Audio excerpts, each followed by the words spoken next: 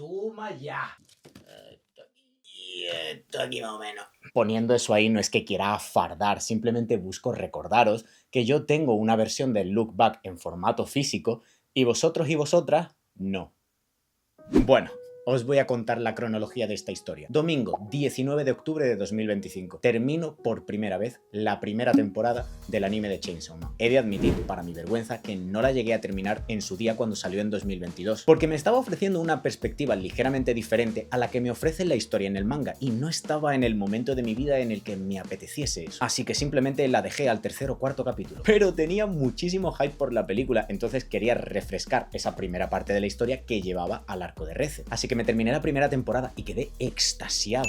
Precisamente esa nueva perspectiva, ese enfoque distinto del manga, hizo que apreciara muchísimo más todas las intenciones narrativas arriesgadas que se tomaron en esa primera temporada. Sentí que estaba poniendo los pies del manga de Chainsaw Man en la tierra y colocando a sus personajes en un mundo mucho más frío, oscuro y distante de lo que le permitían las páginas. Y de nuevo, me gustó muchísimo, cosa que en principio iba un poco a contracorriente respecto a otras opiniones de la comunidad del anime con la serie de Chainsaw, que decían que era como demasiado aguada o que no era fiel al estilo de Fujimoto, y yo al contrario pienso que si se tuvieran que traducir los mundos de manga de Fujimoto, ese acercamiento cinematográfico es extremadamente acertado, no porque sea igual que su trabajo comiquero, al contrario, porque enfatiza lo que es distinto y aprovecha los medios del cine, de las series, para darle un nuevo empaque, una nueva visión, una visión que yo creo que Fujimoto apreciaría. Así que claro, entonces mi hype por la película no hizo más que subir. ¿Qué serían capaces de hacer los creadores y creadoras de esta adaptación con mi arco favorito del manga, con el presupuesto de una peli y la capacidad de hacer cualquier cosa?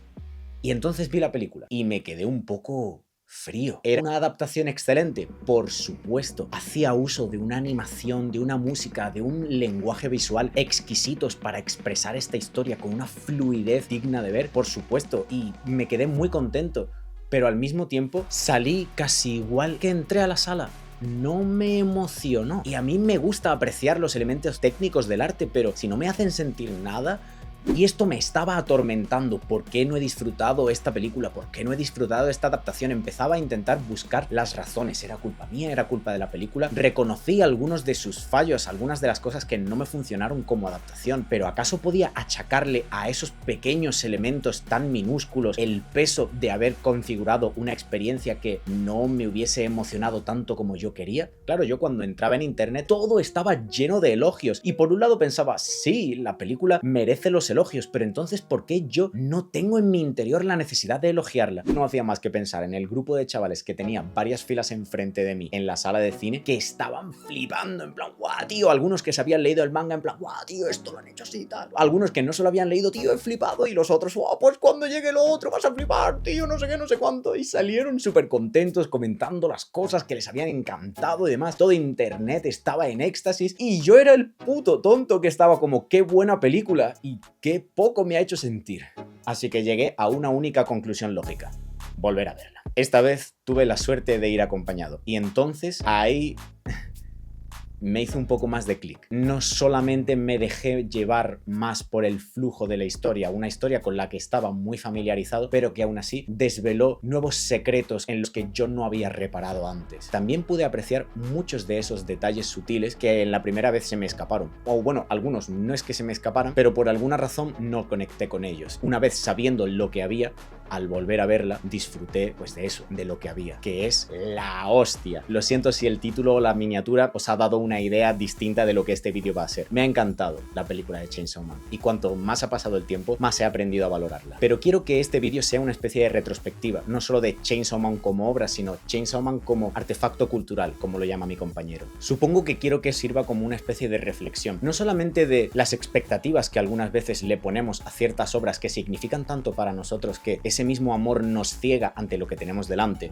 ¿Cuáles fueron todos mis detalles y recursos narrativos favoritos que pude descubrir la segunda vez que vi la peli, cuando ya me había despojado de cualquier tipo de idea estúpida de lo que la película tenía que ser para mí y simplemente pude ver lo que era? Me encanta el énfasis que hace en los ojos de los personajes. Y yo sé que esto es algo muy típico, porque al fin y al cabo los seres humanos estamos hechos para encontrar los ojos en la naturaleza, los ojos de otras personas, e identificar las emociones a través de la mirada. Así que cualquier puta la película va a tener énfasis en los ojos, pero me gusta el énfasis especial que se le hace aquí, porque los ojos de los personajes en Chainsaw Man tienen unas formas, como todos y todas sabréis, muy icónicas, pero nos encontramos a los personajes constantemente encontrándose con esas formas circulares que representan un poco la mirada que ciertos personajes Makima tienen sobre nuestros protagonistas, sobre el poder que les está influyendo, lo que significa esa mirada para ellos y ellas. No solamente tenemos los momentos en los que la cámara adopta un POV, es decir, un punto de vista de uno de los personajes, y ahí tenemos, por ejemplo, un leitmotiv, que es un elemento que se repite, como Makima siempre por delante de los personajes observándola desde detrás, siguiéndola como si fuera una madre que te guía, que no puedes terminar de alcanzar, y cómo ese recurso se repite numerosas veces cuando los personajes ven cosas que se alejan de ellos, como si todo lo que amaran fuera más rápido y ellos no pudieran alcanzarlo, teniendo que limitarse a verlo alejarse desde el punto de vista del espectador. Tenemos que ver cómo esas cosas se van haciendo pequeñas en el horizonte. Pero ya no es solamente eso, sino que también la simple forma del círculo está muy presente, y para este momento me encanta pensar en la escena en la que hay una niña pequeña en el festival que tiene una de estas manzanas dulces pinchada en un palo, y como cuando salen los fuegos artificiales, que son pues prácticamente como bombas, esa manzana nos sirve de transición, no solamente una transición visual y sonora porque se cae al suelo y se escucha cómo se pisa, que precede a la violencia que está ejerciendo Reze sobre Denji, sino que también es de color rojo, un color muy predominante en esta película. ¿Y qué otro círculo rojo, aparte de los ojos de Makima, se os viene a la cabeza cuando pensáis en la película de Reze? Efectivamente, el momento en el que Reze está ahogándose en un charco de su propia sangre, que en ocasiones me recuerda a la bandera de Japón, un poco como esa representación de la violencia del Estado contra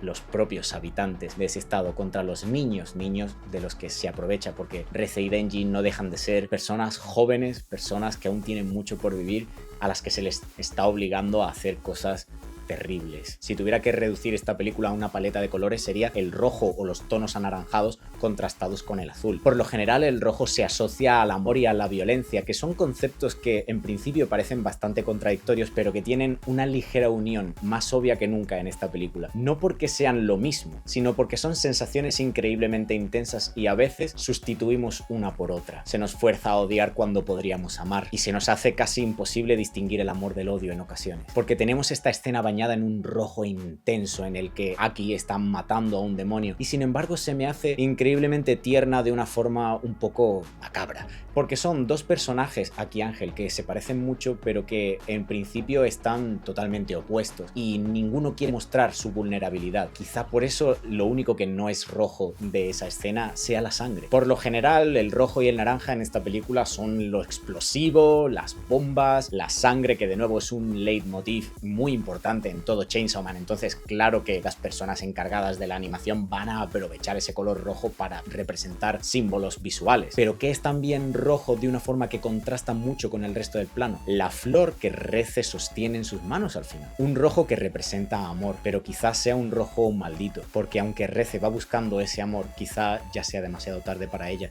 y quizá lo único que pueda encontrar es la violencia, una violencia de la que ella también es víctima, porque se le ha forzado a pertenecer a ella. Hubo un plano que me fascinó, de nuevo el énfasis en los ojos. Reze mira mucho a Denji. Yo creo que cada uno de estos planos de los ojos que se van haciendo más y más grandes representan el creciente cariño que ella le está cogiendo a la víctima a la que debería asesinar. Pero uno de esos momentos de énfasis en los ojos me llamó especialmente la atención, y es la escena en la que un avión pasa y una gota en la lluvia cae hasta darle en el ojo. Al principio, honestamente, yo no sabía qué representaba eso, y estuve dándole vueltas hasta que vi en Twitter a una persona que me hizo ver lo obvio que era. Es una referencia a los aviones que lanzaban bombas. No solamente una referencia inteligente a que Reze pues es la chica bomba, sino también bastante relevante a nivel temático. Obviamente todos sabemos el trauma que sufrió Japón en la Segunda Guerra Mundial con las bombas lanzadas por Estados Unidos, por el sistema, por el Estado. Es muy bonito cómo se hace una rima con ese plano cuando Denji y Reze están en la playa. Reze mira arriba y ve un avión pero es un avión en un cielo azul, ya no está en un cielo rojo. Es un avión que no tiene la necesidad de lanzar ninguna bomba, que es lo que ella quiere. Ella nunca disfruta de ser bomba. De hecho, Tatsuki Fujimoto reveló una cosa que podíamos intuir, y es que cada vez que ella se quita el anilla y estalla, pues le duele muchísimo. Y esto, pues, de nuevo, tendríamos que haberlo asumido porque a Denji le duelen cuando salen las motosierras. Entonces, ¿por qué iba a ser Reze distinta? El azul en esta película también es la vulnerabilidad. Los momentos de la piscina, los momentos en los que los personajes se desnudan, la vulnerabilidad y la paz. El azul es un color que relaja, mientras que el rojo es un color que nos acrecenta la tensión, hace que nuestro corazón vaya más rápido. Y otro momento que me encanta, en el que creo que se hace un uso muy inteligente de ciertas herramientas cinematográficas como la luz, o bueno, más bien el movimiento de la luz. Y es que de hecho tenemos una pequeña narrativa circular bastante chula y bastante trágica. Cuando Denji ve a Reze por primera vez, aparece el sol en la cabina donde ellos se encuentran, iluminándola, y cuando Makima acaba con Reze, la misma luz del sol empieza a proyectar una sombra a través del edificio que va oscureciendo a Reze hasta que la engulle por completo. Y no puedo creer que en su momento no reparase tanto o no diese tanta importancia a la música y a la interpretación de voces, a todo el apartado sonoro. No me hizo clic lo inteligentemente que está compuesta esta banda sonora hasta que llegamos a la escena de la playa en la que Denji y Reze se despiden. Porque, a ver, yo honestamente no sé nada de música, pero hubo una cosa de la que me di cuenta y que hizo que automáticamente me emocionara, y es que las notas del piano que suenan cuando Reze se acerca ligeramente a Denji y le da un abrazo son las mismas, o son muy parecidas a la película que ve Denji con Makima, que les hace llorar, el momento en el que se revelan los sentimientos de los personajes. Y es que la película tiene casi una única pieza musical que va variando en distintos momentos. No solamente conecta temáticamente esas dos escenas, sino que también, por ejemplo, tenemos la música suave y amable de cuando Denji y Reze están disfrutando en el festival, que de repente glitchea y se distorsiona en cuanto Reze revela su naturaleza malvada. O el momento en el que empieza a sonar el leitmotiv de Reze porque está feliz, porque está yendo a por Denji en la cafetería, y sin embargo la aparición de Makima hace que las notas del piano empiecen a volverse inestables, incoherentes, y que tomen otra melodía mucho más trágica. Y yo no sé de música, yo no sé de leitmotiv ni su puta madre, pero eso es algo que está hecho para afectarnos a nivel inconsciente. Suenan en esos momentos clave, como la parte divertidísima en la que Denji sale del coche y empieza a sonar uno de los opening, el momento en el que la canción rompe encaja perfectamente con toda la épica de la escena, que parece eso un duelo de western. Y es que esta película es bastante western en algunos momentos. Alejandro G. Calvo estaría orgulloso. Hablando de esa escena, me encanta cómo la forma que tiene el intérprete de voz de Denji de hacer ver el turbulento camión de emociones que está pasando el personaje es a través de ese sarcasmo, de ese tono irónico en la voz de joder. Y es que las interpretaciones de voz de esta película son buenísimas. Reze es un personaje dulce, es un personaje amigable, no necesariamente seductor, sino inocente. Porque para ganarte la atención de Denji puedes prometerle esa cercanía sexual, pero para ganarte su corazón lo único que tienes que hacer es quererle, que es lo único que él busca realmente. Como es una persona víctima de abusos y víctima de una vida muy trágica en la que no ha tenido oportunidad de aprender ni gestionar sus emociones, él siente que tiene un vacío en su interior y piensa que lo llenará el sexo. Sin embargo, su relación con Reze lo que nos demuestra es que lo único que está haciendo es confundir el anhelo sexual con su anhelo por la compañía, por el amor, por lo romántico. Denji quiere querer y ser querido, y otros personajes pueden aprovecharse de su libido, pero los que le llegan al corazón, esos son los que le harán llorar. Porque Reze realmente no tiene maldad y ni siquiera es muy buena actriz. Está la faceta dulce y está la faceta seria. Y luego está la faceta, de nuevo, también irónica, que intenta quitar peso a lo que siente. Es que, de verdad, solamente tenéis que escuchar el cariño en el que se le pone a cada frase. No solamente cariño en un nivel romántico, sino el cariño emocional. Las intérpretes y los intérpretes de voz lo captan y lo transmiten con un poderío apabullante. Y puede que ahora mismo estéis pensando, tío, déjate de mierdas, déjate de detalles pequeños y de cosas que son como súper específicas y háblanos de la película, de qué te ha parecido a nivel argumental, háblanos del conjunto, no solamente de algunas de sus pequeñísimas partes. Tranquilos, coño, que ahora vamos a eso. Porque una de las cosas que yo hice cuando terminé la película fue hablar con un colega al que yo quiero muchísimo y decirle, tío, ¿te apetece hacer una videollamada hablando sobre Chainsaw Man, sobre qué te ha parecido? Y pensé, bueno, si sale algo interesante de esta conversación, puedo grabarlo y subirlo al canal, y así pues puedo puedo revivir el canal. Sí, esa puta conversación fue grabada en noviembre de 2025. ¿Que por qué está saliendo esto ahora? Lo siento. Así que para hablar de la película, sobre sus personajes, los arcos narrativos, qué hemos sentido, voy a conectaros de vuelta con el Alex del pasado, de hace 4 meses, cuando todavía no había visto la película por segunda vez. Creo que decimos cosas extremadamente interesantes. Y eso era algo súper importante para mí, porque yo como creador de contenido, aunque odio esa palabra, pero bueno, como persona que hace divulgación artística en internet, de una forma, espero que medianamente bien, quiero aportar algo único, algo útil a las personas que veáis mis vídeos. No quiero deciros lo que os dice todo el mundo, no quiero repetiros las mismas cosas de las que ya se hablan, simplemente porque es lo que ya se sabe. Quiero aportaros mi visión, lo que yo he visto. Yo creo que si estáis aquí escuchándome es porque os interesa lo que yo tengo que decir, no lo que otras personas tengan que decir y yo he filtrado a través de mis palabras. Eso algunas veces me llevaba a preguntarme quién me creo yo para hacer todo eso, ¿no? Porque al fin y al cabo, ¿quién me creo yo para juzgar ciertas películas si ninguno de los proyectos que yo he hecho me parecen nada destacable, por lo menos? Enteramente por mi culpa, yo he trabajado con gente maravillosa. ¿Qué clase de valor puedo aportar yo realmente a esta conversación?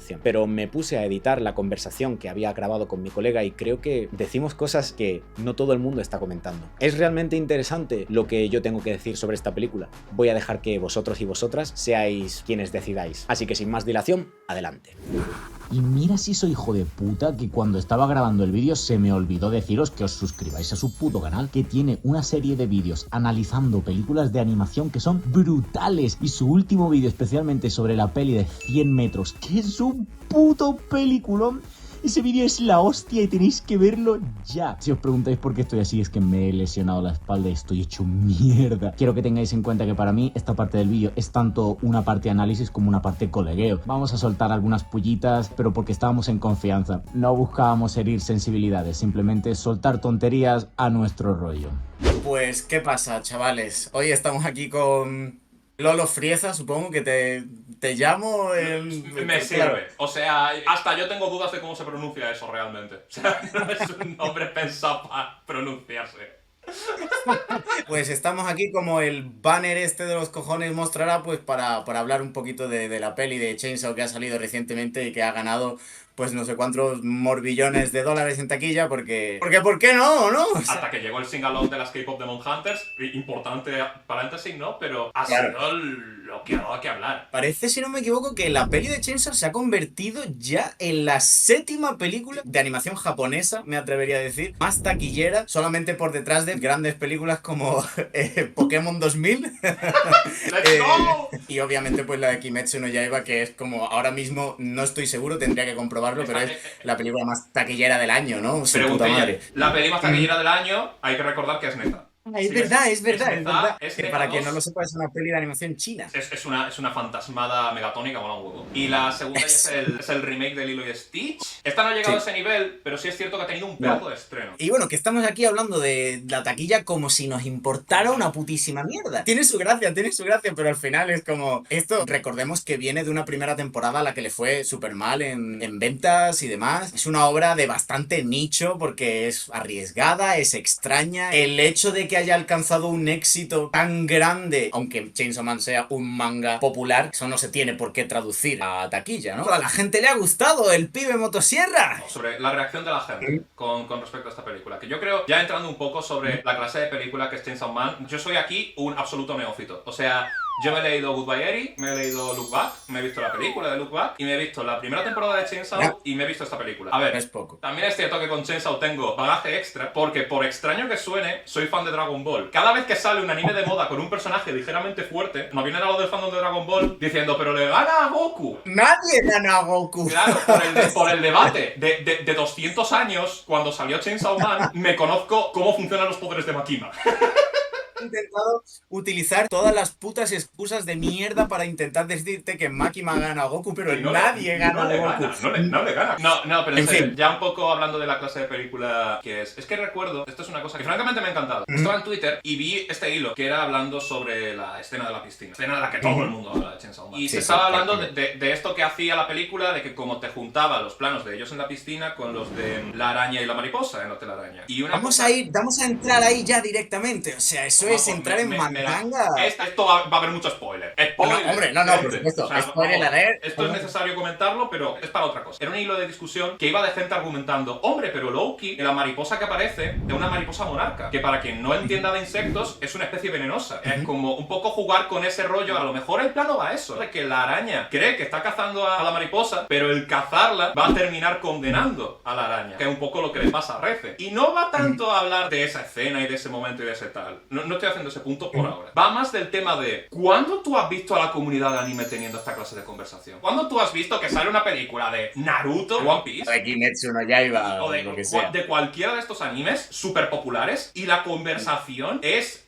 en torno a metáforas visuales y simbolismos narrativos y montaje y... ¿Qué está pasando, tío? Es como, Dios mío, la comunidad del anime está empezando a abrir los ojos un poco. Vamos a meter una de pullas aquí, pero me suda la polla, me suda la polla. Yo que normalmente me suelo mantener alejado de todo tipo de controversias o lo que sea. Toma por saco, hombre.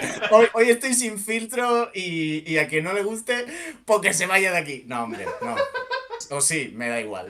Fuera de hacer de menos a otras películas, me hizo mucha ilusión que una película tan popular y encima de anime de un shonen de la Jump, que se monte esta clase de conversación y esta forma de interactuar con el texto de la película, tío, me pareció súper bonito. Total, no lo había pensado así. Voy a aprovechar como para lanzarte la primera pregunta porque yo creo que tengo bastante claro cómo me siento respecto a la película, aunque tengo que verla una vez más para asentar mis sensaciones y demás, pero quiero saber un poco qué opinas tú en términos generales. Y luego ya, pues si quieres, podemos ir yendo tema a tema. La película es un poco complicada de hablar porque puedes hablar de ella como historia individual o como una pieza dentro de una historia muy grande llamada Chainsaw Man. Llámalo manga o anime o lo que sea. Cuando estaba por salir la peli, yo escuchaba a puristas del manga diciendo es que yo no entiendo por qué lo van a hacer una película cuando no es un arco tan importante. Yo recuerdo que escuché eso, salí de la peli y pensé para mis adentros que no tenían ni puta idea de lo que estaban diciendo. Pero ni puta idea de lo que están diciendo. Tú tienes la primera temporada, este establecimiento como general.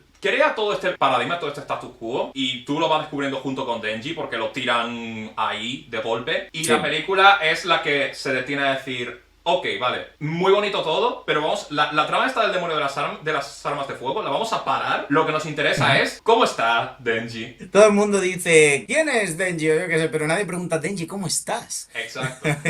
Que de hecho lo dice en la película, literal. Todo el mundo quiere el corazón de motosierra, pero nadie quiere el corazón de Denji, joder.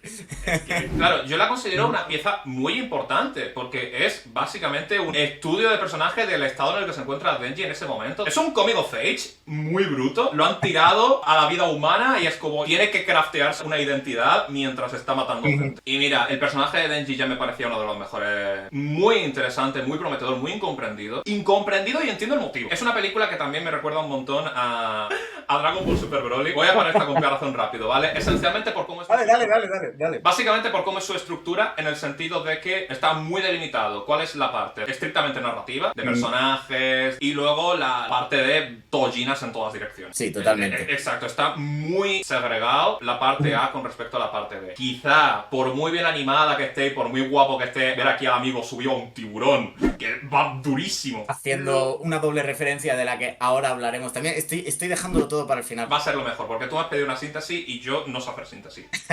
Yo tampoco.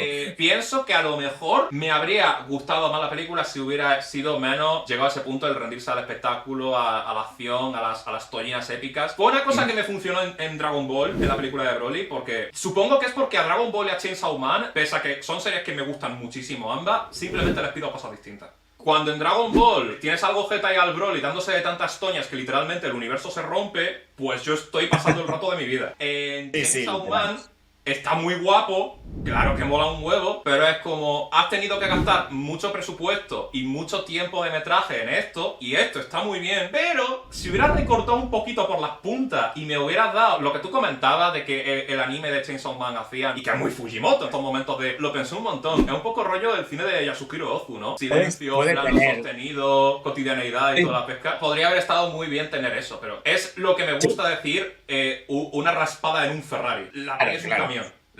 La peli va a salir en diciembre, enero, mi top del año. El placement de esta película está confirmadísima, vaya. esta película va a estar en mi top 10 del año. Pero ten cuidado con Tatsuki Fujimoto 1726. La veré, no te preocupes por eso. Pero creo que Tatsuki Fujimoto es una miniserie. Pero como es antológica, como cada uno es su propia película, su propio corto. Pero bueno, esa es otra historia. Yo lo que quería comentar, porque ha habido un par de cosas que has ido diciendo que me han chocado, y es como, sea quien fuera la persona a la que leíste diciendo que este arco no era importante, no tenía ni puta idea. Es que Chainsaw Man es un manga que tiene 97 capítulos, por lo menos su primera parte. Y la gente, digamos, se puso al día una vez la primera parte había terminado, y ya la gente era como, hostia, ya tenemos una visión de conjunto muy grande de toda esta historia, de todo lo que quiere contar. Ahí fue cuando pegó el puntazo de popularidad, que honestamente no se esperaba a nadie, porque era una obra, pues eso, muy arriesgada, muy distinta de todas las cosas que suelen verse de la Jump. Pero yo, como soy fiel seguidor de Super Eye Patch Wolf,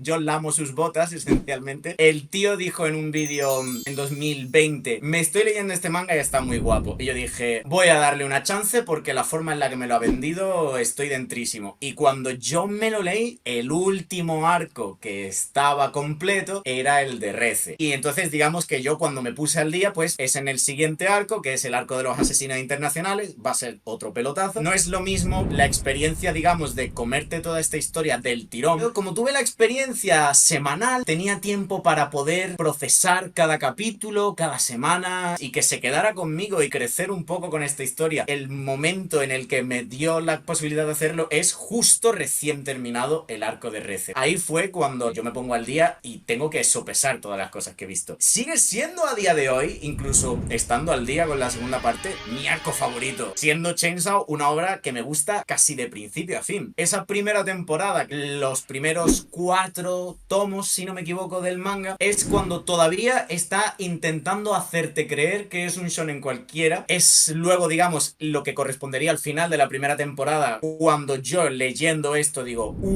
esto está tocando. Y es en el arco de Reze cuando digo, esto es la hostia. Y ya empiezo a entender un poco por dónde va la cosa, qué me quieren contar. Vi parte del análisis de ILUTV, pues el tipo también entró en el arco de Reze, era algo como que muy habitual. Muchísima gente entró por esa época al manga, o eso. Pandemia, 2020. Pero vale. Yo siento que le pasa una cosa a Chainsaw Man, no como historia, sino como artefacto cultural, que es básicamente el One Punch Man de Fujimoto. Es un tío que tiene unos temas de interés, pero luego tiene esta obra que es estúpidamente popular. Tiene que responder ante las necesidades de su propio medio, es decir, se está publicando en una revista que está orientada principalmente a jóvenes adolescentes de Japón. Puedes hacer muchas cosas muy interesantes dentro de esos marcos. Sí, digamos, es su obra más accesible, se debe a las condiciones en las que ha sido creada, lo cual yo no creo que sea necesariamente malo. Sobre todo encima, teniendo en cuenta que la primera temporada, como tú comentaste, tenía este rollo como más raro, más de querer experimentar con cosas y tal, y fuera de Japón no tanto, pero en Japón se pegó la toña que se pegó. Me parece curioso que tengamos sentimientos tan similares viniendo de sitios tan distintos, y quiero aclarar antes el hecho de que todas las posibles críticas que yo pueda hacer son más una pequeña muestra de, incluso con una adaptación tan fiel y tan cercana, lo difícil que es manejarse sutilmente entre medios para poder hacer algo que satisfaga a todo el mundo, porque la película ha satisfecho a todo el mundo y yo cuando la vi por primera vez me sentía totalmente a contracorriente. Pero de nuevo, todas las críticas que yo voy a hacer pueden tomarse como buah, niño de 25, bueno ya no, de 26 años, llora porque su peli es un 9 o un 9,5 en vez de un 10, claro, ¿sabes? Ese en plan, es el tema. oh no. Todas las críticas que yo puedo hacer obvian el hecho de que ha habido un curro detrás de esta película, una de animadores de mapa que no han visto la luz del sol, y que ojalá eso cambie y no tengamos que estar hablando de esto, porque la película me parece que costó como $4 millones o algo así, y es como, nada. Ahí hay gente que no ha cobrado todas las horas que debería haber cobrado, y me gusta disfrutar el arte, pero no me gusta disfrutar del arte y de las cosas hermosas sabiendo que detrás ha habido personas que no han recibido el justo tratamiento por su puto pedazo de trabajo. Claro, esta película ha sido la segunda más taquillera de anime del año, solo superada por una película de Ufotable, que es otro estudio que, tal como Mapa, también tiene un historial muy problemático con respecto a condiciones de trabajo, crunch y toda la pesca. Que hay veces que la gente dice, ¡buah! A mí no me importa tampoco que revienten para que quede un acabado guapo, no sé qué. Y es como, eso me parece una tontería, primero, porque no tiene sangre en las venas. También está el asunto de que puede ser 2 años, tuvimos El Chico y la Garza. Estudio Ghibli, para quien no lo sepa, es, junto con Nintendo, la empresa con más retención laboral de todo Japón y una de las empresas con mejores condiciones de trabajo. Y tenías que ver tú el puto acabado que te hacía esa peli como te lo hacía como te lo hace cualquier película de Miyazaki. Esto la gente se lo olvida. Los fundadores de Ghibli, Miyazaki y Takahata, ¿sabes por qué lo echaron de Toei, no? Porque montaron un sindicato, tío. Así que claro que se preocupan por las condiciones de los suyos porque saben cómo está el panorama. Me alegra saberlo porque yo soy una persona que piensa que El Chico y la Garza es una obra maestra. Me alegra saber que se hizo en condiciones favorables para la gente que ayudó a crear semejante camión de película. Pero joder, que al final nos enrollamos más que las putas persianas. ¿Cuál es mi opinión de la peli? Pues de nuevo, una muy parecida a la que tú tienes. Te lo digo desde la perspectiva de una persona que ha tenido 5 años para sopesar y para macerar qué significa Chainsaw Man para mí. Incluso cuando yo lo estaba leyendo en su día en el ritmo semanal cada vez que había una pelea, por lo general era como, bueno, vale, muy guay, porque además las peleas están muy guays y tal y todo lo que tú quieras, pero era como, ¿cuándo va a terminar esto? Para poder saber cuáles son las consecuencias de esta pelea y de todas las cosas que implica para los personajes, cómo van a poder seguir, cómo van a poder vivir después de esto, qué implicaciones va a tener y todo lo demás. Entonces, se me hace estructuralmente como una película extraña en el sentido de que tiene esencialmente 2 actos. El primer acto, que es toda la presentación, todo el desarrollo pues de la trama romántica, y luego tiene el segundo acto, que es explosiones. En el primer acto pasan muchísimas cosas a nivel temático, a nivel argumental, a nivel de personajes, y en el segundo acto lo único que ocurre es una pelea a lo largo de una noche. La primera mitad, en tiempo de la historia cronológico, pues creo que son como 3-4 días o algo así, si no me equivoco, y la segunda mitad de la película es eso, una noche. A nivel de ritmo hay un pequeño desajuste extraño, no tiene por qué ser necesariamente malo, porque al final le tienes que dar atención a las cosas que requieran atención, ¿no? Y en una película no todo tiene que ser narrado en el mismo tiempo narrativo. Yo recordaba el arco, lo recordaba bastante equilibrado. Luego, en el manga, realmente también tiene una estructura muy similar, que es 5 capítulos de trama romántica y como 10 o algo así de pelea. La cosa es que la forma en la que el ritmo funciona en una película no es la forma en la que el ritmo funciona en un manga, en el que tienes capítulos que cada uno en sí funciona como su propia estructura narrativa. El manga funciona más como una serie y la película es una unidad en sí, una unidad formada por escenas y tal o todo lo que tú quieras,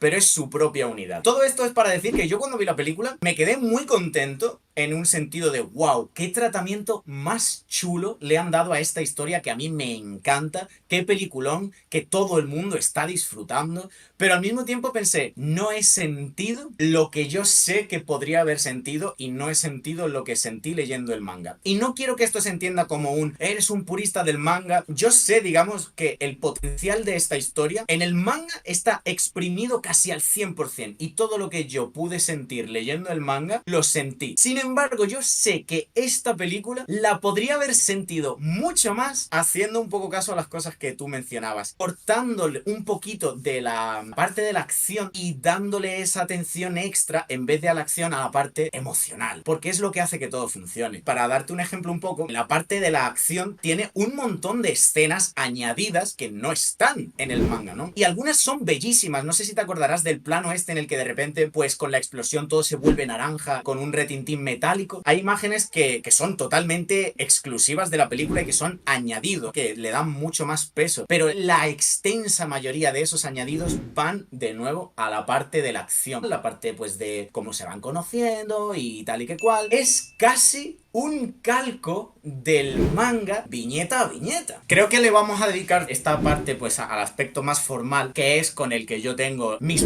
problemas puramente personales, como ya he explicado, y luego ya hablamos un poco también de la historia. La parte más emocional tiene esa estructura no solamente de lo que ocurre, sino de cómo ocurre, de las imágenes que vemos, de los storyboards, ¿no? Pues es muy fiel al manga. Pero es ahí precisamente cuando yo no necesitaba esa fidelidad. Y me voy al capítulo 4 de la primera temporada, en el que vemos una escena como de 3 minutos de Aki haciendo su rutina mañanera. Y todo eso es completamente exclusivo del anime. Lo que te permite es vivir un poco más con este personaje, porque al final lo que una animación te permite es pasar algo que en el manga está formado por imágenes fijas en las que tú tienes que hacer el proceso de imaginar qué es lo que hay entre viñeta y viñeta, te permite rellenar todo ese proceso. Al final una animación lo que te ofrece es más. Entonces, pues no sé, imagínate que hubiésemos podido tener una pequeña escena de Reze como camarera, sin que tenga que ver con Denji, sin que esté tan sujeta a Denji. Una pequeña escena extra de los dos y un poco más de sus dinámicas. Pues todas esas cosas son al final las que yo echo un poco de menos, simplemente para poder pasar más tiempo con ellos, para que yo me lo crea. Sí, dime. Curiosamente, lo más parecido que tenemos a una de esas, en vez de con Denji o con Reze, que son como los personajes centrales de esta película, obviamente, no hay debate al respecto, Obviamente. es con Makima. Se juntaban, ¿no? El cómo ellos van al trabajo con Makima sola en su casa, preparándose, se viste, va al coche y toda la pesca, pero como estamos tan acostumbrados a los silencios, por un lado, porque primero, Chainsaw Man y todo Fujimoto ha sido hasta ahora manga, y el manga generalmente se lee en silencio. Un libro lo sueles leer sin prestar atención a la parte sonora porque no hay parte sonora, y en el caso, por ejemplo, de otra adaptación que hemos tenido que ha sido Look Back, iba a topísimo con el tema de los silencios y con el rollo súper sosegado, súper tal. Yo creo que aquí se nota un poco lo que es la condición cultural de Chainsaw Man como la obra popular de Fujimoto, en el sentido de que sí quieres implementar eso, pero queremos darle cierta energía, queremos darle cierto ritmo, cierta musicalidad. Claro. Así que vamos a este opening de anime que hay ocurriendo, porque es básicamente un opening de anime, vamos a insertar esto aquí. Makima es un personaje que me intriga porque la única relación que tengo yo con ella ha sido debates de si le gana a Goku y los fanarts de Makima, porque he bien sabido que hay dos tipos de fanart de Makima. La cosa más disturbing y más dura que vas a ver en tu vida, y el que no voy a poder mencionar en YouTube. Efectivamente, los que están cachondos y los que le tienen miedo. Y podríamos hablar de un término medio entre los dos. Sí. Pues tiene un poco ese punto de vampiro, ¿no? Claro, de hecho, el fanart de Chainsaw Man, que yo creo que es una obra que genera una serie de fanarts muy potentes, que yo creo que es porque es una historia que impacta mucho y que luego tú quieres expresar todo aquello que te ha impactado en ese fanart, tú puedes entender un personaje también en base al fanart que le hacen. El hecho de que hayan captado el punto seductor, el punto atractivo y el punto terrorífico de que sabes que hay algo que está mal, tiene cierto poder que está ejerciendo sobre ti, de esa dominación. Es como un poco la propia realidad del personaje dentro de la obra se manifiesta en cómo el fandom se relaciona con ella. Luego está que la forma en la que el fandom se relaciona con ella puede estar un poquito cursi. Claro, en la comunidad de anime no es a la que yo me iría para encontrar a los individuos que mejor comprenden y diseccionan la ficción, la verdad. De verdad que a veces es como, venga, tío, vamos a darle un voto de confianza, pero es que... Esto, por supuesto, gran generalización, pero me baso en los casos que yo conozco. No hablo por todo el mundo, pero es que por lo general la comunidad del anime solo ve anime. Algunas veces ni siquiera lee manga. Una persona a la que le gustan las películas, pues a lo mejor sí que tiene un poco ese multifandom de cine, series, anime, cómic, tocan más palos y entonces tienen experiencias con muchos tipos distintos de ficción, pues que al fin y al cabo también te dan una perspectiva más amplia de lo que puede llegar a ser. Y no es algo necesariamente malo, pero yo quiero dar un pequeño mensaje, y es que si disfrutas del anime, vas a disfrutar del cine también, y de todas estas cosas, dale una oportunidad. Tengo aquí no voy a mencionar nombres, evidentemente, tengo un amigo en el pueblo, persona que controla muchísimo de anime, tenía épocas donde se veía casi todo lo que salía de temporada, que siempre me estaba recomendando cosas, que sí, Monogatari series, Re:Zero. Volví al pueblo después de mucho tiempo viviendo en Málaga y me comentó que me he empezado a ver películas, tío. Blade Runner, se vio alguna cosa de Satoshi Kon. El otro día nos vimos El Golpe. Peliculón. Sí, creo que es del 73, puede ser, no estoy seguro, lo voy a mirar. Y mola un montón porque él se lo está pasando de puto miedo. Ojalá más gente de la comunidad que se dedique o solo al anime, o solo a los videojuegos, o solo al cine de imagen real, por ejemplo, que puedan expandir sus horizontes, porque aquí hay historias que no solo las vas a disfrutar un montón, sino que te van a permitir disfrutar aún más, por ejemplo, de determinados animes. Totalmente. Sin ir más lejos, en la primera temporada de Chainsaw Man, que yo pudiese reconocer solamente en el opening, ya referenciaban Érase una vez en Hollywood de Tarantino, No es país para viejos de los los Coen, joder, Reservoir Dogs también de el Gran Tarantino, Lebowski el también ataque de de los los Coen. tomates asesinos, el Club de la Lucha, La Matanza de Hay uno Texas, de la Matanza de Texas. Hay uno de Pulp Fiction. Pulp Fiction también, Hay o uno de sea, Pulp un Fiction. montón. Pero bueno, quiero retomar un poco el rumbo que teníamos antes, porque antes has mencionado Look Back. Para mí Look Back es, como la gente de este canal, si está viendo esto ya sabrá, es el ejemplo perfecto de, valga la redundancia, adaptación perfecta, porque no se limita a tomar y calcar las cosas que se ven en el manga, porque para eso el manga lo va a hacer mejor porque está narrado al más alto nivel, sino que le añaden todas esas cosas que una película tienen que un manga no. Y eso es así, que luego hay cosas que el manga tiene y la película no, pero precisamente lo que tiene que hacer una película es centrarse en esos detalles. Entonces, pues tienes las escenas extra, la forma en la que las líneas, digamos, desdibujan, ¿no? Y la forma en la que los personajes se mueven y cómo aprovecha la música, etcétera. Todas estas cosas que para mí hacen de Look Back esa obra redonda. A mí me parece que la película de Chainsaw hace eso más en la parte de la acción y del caos que en la parte emocional. Me falta un poquito más de esos recursos, me falta un poquito más de... Utiliza planos más arriesgados. He de decir que la banda sonora de esta película es espectacular. Espectacular. Pero claro, sonido no es solamente banda sonora, es todas esas distintas cosas. Entonces, me parece una adaptación.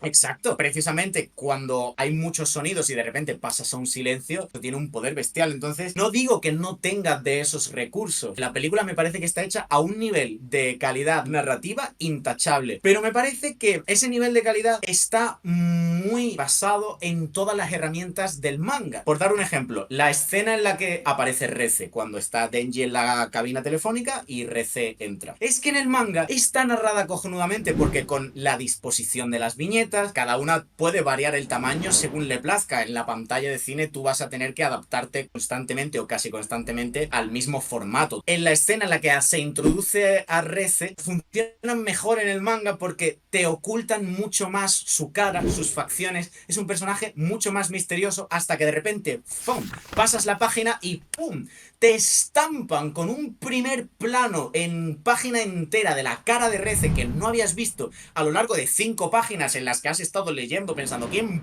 pollas es este personaje, no? Y ese impacto se rompe en parte cuando en esa primera escena de la cabina telefónica, cuando Denji se saca la flor, por ejemplo, es que ya le ves la cara a Reze al fondo del plano, ¿sabes? Entonces es como... Es como... En parte una cosa muy chula que hace la película es que cuando se ve el primer plano de Reze, sale el sol. Estaba nublado, estaba lloviendo y de repente, pum, sale el sol, a ella se le va iluminando y eso está muy bien. Pero es que no sustituye toda esa construcción que el manga te ha estado haciendo. Me ha faltado, pues como en Look Back, tirar de más recursos, arriesgar un poquito más, extender un poquito más esa emoción. Y es que, a lo mejor esto es una opinión impopular, esta película hubiera funcionado mejor en formato serie, porque Chainsaw Man es una historia larga que funciona mejor en formato serie, pero es una espada de doble filo porque si hubiera sido en formato serie, probablemente no hubiéramos tenido este nivel de calidad visual, no hubiéramos tenido estas escenas de acción y no hubiéramos tenido esta repercusión mediática de Chainsaw Man, porque el hecho de poder ir a verla en una pantalla de cine, bueno, y simplemente no hubiéramos podido verla en una pantalla de cine, que joder, la experiencia la potencia muchísimo. Tenían que sacrificar algunas cosas a cambio de otras, y es que al final, si quieres hacer una película, tienes que hacer una película que sea rentable, y para ser rentable le das esa atención, le das ese espacio extra a la acción para satisfacer a un público más generalista, pero al mismo tiempo Chainsaw Man como manga precisamente se digamos, destacaba por su naturaleza de ir muy en contra de lo que se buscaba generalmente, ¿no? Entonces, ¿lo hubiera preferido en formato serie? Sí y no. Sí, Sí, un pequeño apunte, no solo porque... fluidez de narración en mi opinión, habría sido también, creo que se habría perdido si pasamos a serie, posiblemente una fluidez narrativa, en el sentido de que el tener una cantidad de tiempo tan limitada, no quiero ponerme a hacer cuenta de cuánto dura una película, que es hora 40, con una temporada de 12 episodios, pero creo que la película es menos tiempo, pero el tener una duración tan limitada, al final te obliga a mantener el foco. Ahora mismo se está emitiendo, por ejemplo, la última temporada de Boku no Hero Academia. Y es una temporada que estaba teniendo el problema de que eso en el tomo, lo que hay por adaptar es nada, pero échale tú que van a ser mínimo 12 episodios. ¿Y qué significa eso? Que la alargar artificialmente. Súper dispersa, un Cristo de flashbacks, un Cristo de planos fijos de personajes comentando lo que acaba de ocurrir. Claro, no te digo yo que estemos hablando de que, porque es lo que tú dices, la primera temporada de Chainsaw formalmente es excelente. No te digo yo que A mí hubiera acabado ese nivel. me parece un milagro que se haya conseguido ese nivel narrativo, de sonido, de montaje, de composición en un presupuesto de televisión, ¿eh? La cosa es, porque tú puedes decir, en Estados Unidos en live action sí que es cierto que hemos visto cosas como The Wire, Breaking Bad, etcétera, pero en el anime shonen es más complicado. Se me ocurre Es mucho más Mob complicado. Psycho 100 y un par de pringados más. Full Metal Alchemist. Como me dejo Full Metal. Pero la cosa es, a dónde quiero llegar. En la peli del arco de RC hay subtramas y hay un foco en los personajes secundarios, ¿no? Sobre todo está Aki, está el demonio del ángel, toda la pesca. Pero tú sientes que todo está muy bien cohesionado. Todo se siente que temáticamente encaja en la historia que te está comentando o en cómo se encuentra Denji ahora mismo que te están contando la película. Y pienso que a lo mejor si hubiéramos hecho una serie de 10 episodios, lo mismo tendríamos que haber tenido que dilatar el tiempo, dilatar las acciones, hacer que todo o progrese más lento o haya más flashback, o haya una subtrama que tú digas, esto está porque necesitamos que sean 12 capítulos y no 11. Sí. En cierto modo agradezco el tratamiento de película, porque yo creo que, Claro. si bien es cierto esto que acabo de comentar, ¿no? De que me hubiera gustado que fuera más emoción, también es cierto que emocionalmente yo creo que me ha funcionado particularmente gracias a ser una película de hora 40 y pico. Pero una serie de 12 con release semanal no me habría funcionado tanto, en comparación.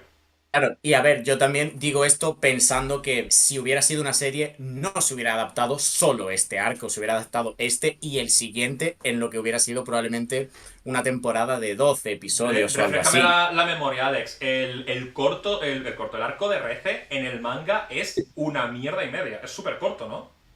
Creo que son 12 episodios, 12 capítulos o algo Es así, tomo nada y más. pico. Sí. O sea, he oído que es. Sí, es final del tomo 5 y tomo 6, creo. O sea, estoy hablando de memoria, ¿sabes? No me he puesto a comprobarlo. Entiendo eso y en parte yo creo que es innegable el hecho de que yo tenía una idea de lo que esta película podría ser.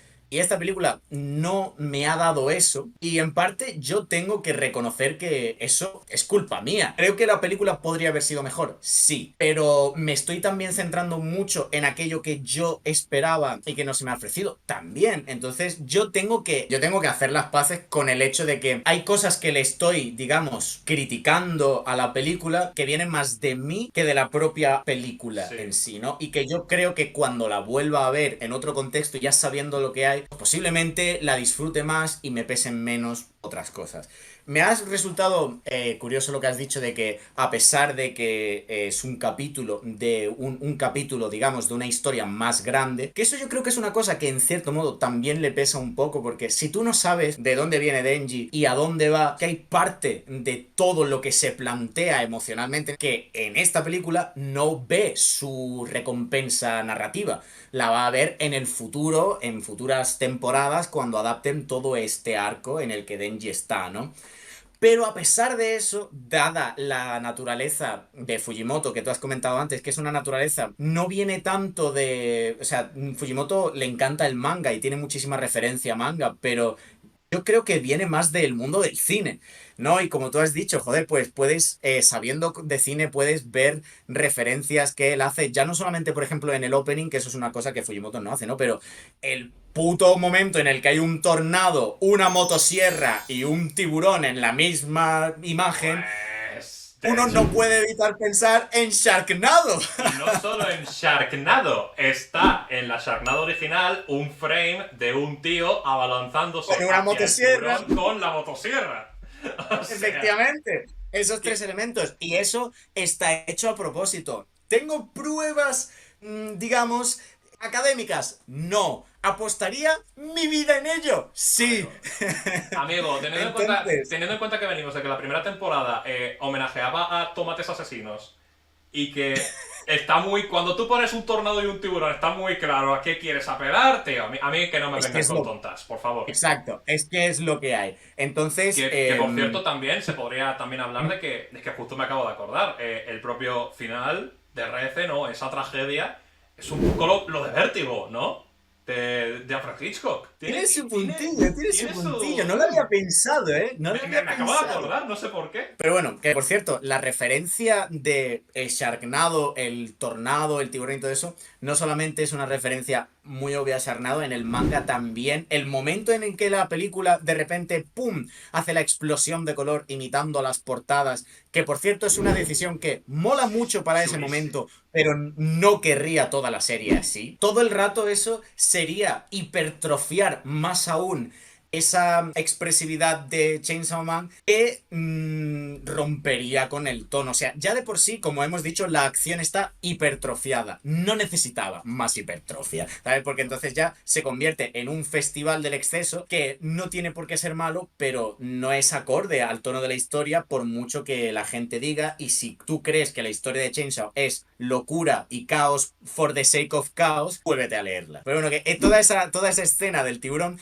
también en el manga es una referencia a Berserk. Era lo único que quería. ¿En serio? Es una... ¡Ostras! Pero todo esto venía de que el uso cinematográfico, digamos, esa influencia cinematográfica, no solamente oriental, sino también occidental, porque Fujimoto ha visto mucho cine europeo, norteamericano, etcétera, se acaba filtrando en la forma en la que él escribe historias. Entonces, aunque esto sea el arco de Reze, un pequeño capítulo en una historia más grande, lo que tú has dicho es que Fujimoto, todas las cosas que hace en sus arcos, las trata casi como su propia película. Temáticamente, todos los personajes y las cosas que les ocurren están relacionados. Y eso es una suerte que tenemos del material original que permite esta adaptación, porque en otras historias, pues a lo mejor las cosas que ocurren a los distintos personajes, las distintas subtramas, no casarían tan bien. Pero es que en esta película, pues es cierto que sí que casan. Toda esta película va un poco sobre relaciones y sobre abrirse a personas que tienen más similitudes de las que pueden parecer en primer lugar. Y entonces, pues, esa subtrama de Aki y Ángel y esa subtrama de Denji y Reze, pues, beben mucho mutuamente, tienen momentos climáticos que se retroalimentan.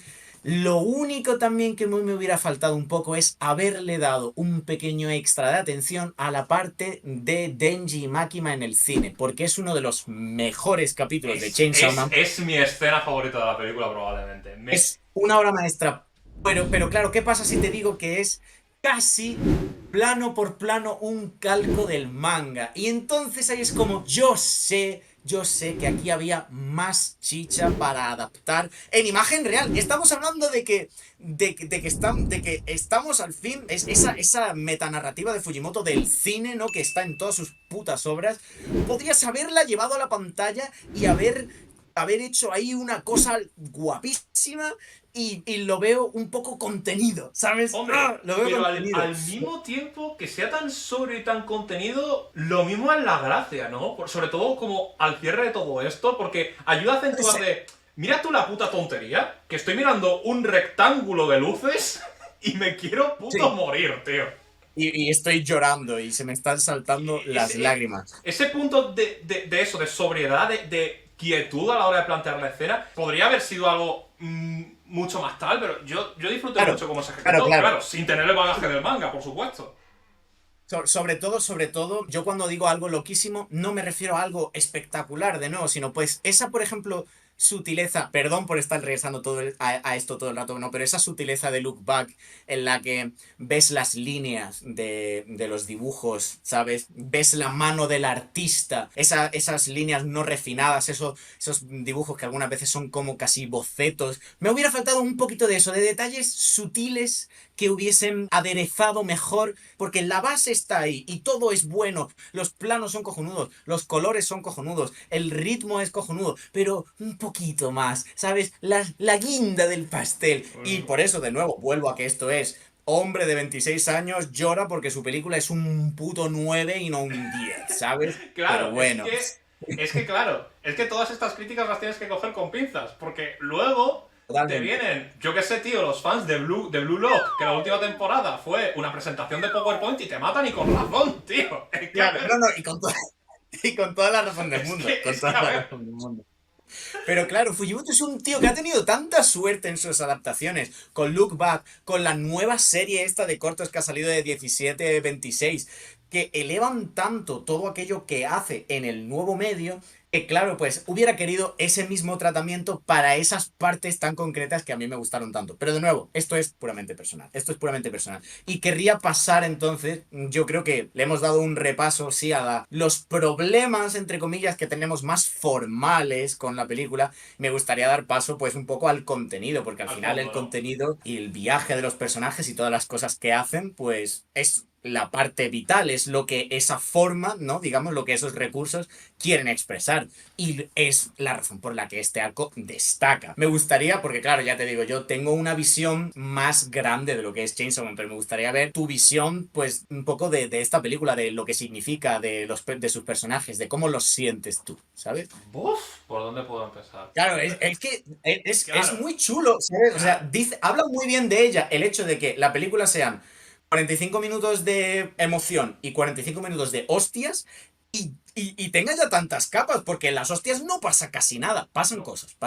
pero estalea, ¿sabes? Estalea. Sí, Para, claro. digamos, el ritmo del narrativo, obviamente se detiene. Entonces, casi en esos 45 minutos tienes tanta mierda metida que es como, joder, que bien, ¿no? Qué síntesis y sin embargo, qué complejidad dentro de esa síntesis. Voy a comentarte, mira, A cuando ver, dime, dime.